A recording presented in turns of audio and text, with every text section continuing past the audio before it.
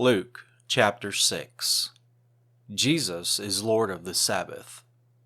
On a Sabbath, while he was going through the grain fields, his disciples plucked and ate some heads of grain, rubbing them in their hands.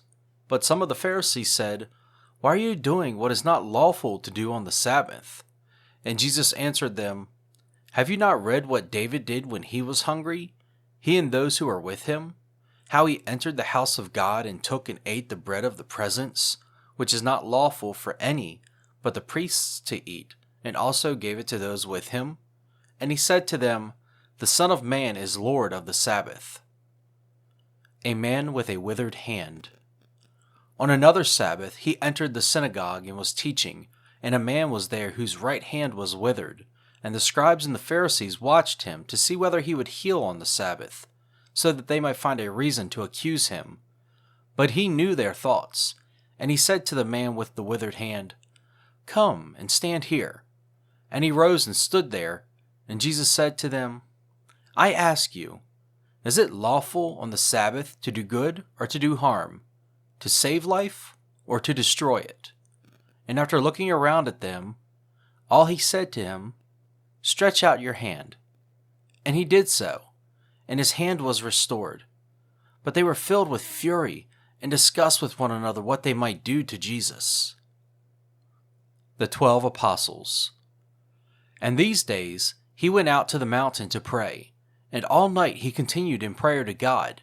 And when day came, he called his disciples and chose from them 12, whom he named apostles: Simon, who he named Peter, and Andrew his brother, and James, and John, and Philip, and Bartholomew, and Matthew, and Thomas, and James the son of Alphaeus, and Simon, who was called the Zealot, and Judas the son of James, and Judas Iscariot, who became a traitor. Jesus ministers to a great multitude. And he came down with them and stood on a level place, with a great crowd of his disciples, and a great multitude of people from all Judea and Jerusalem and the seacoast of Tyre and Sidon, who came to hear him and to be healed of their diseases. And those who were troubled with unclean spirits were cured, and all the crowd sought to touch him, for power came out from him and healed them all. The Beatitudes.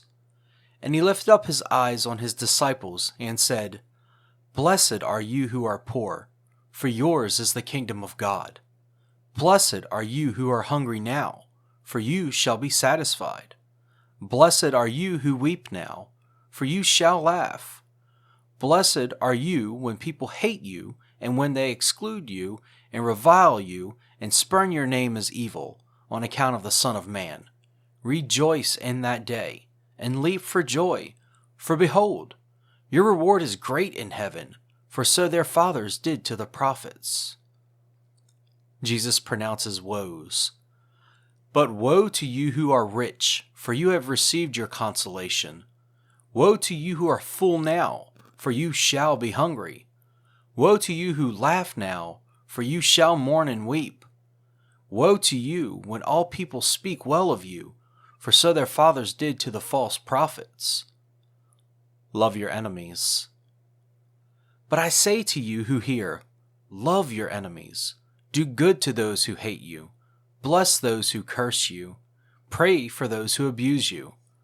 To one who strikes you on the cheek, offer the other also. And from one who takes away your cloak, do not withhold your tunic either. Give to everyone who begs from you, and from one who takes away your goods, do not demand them back.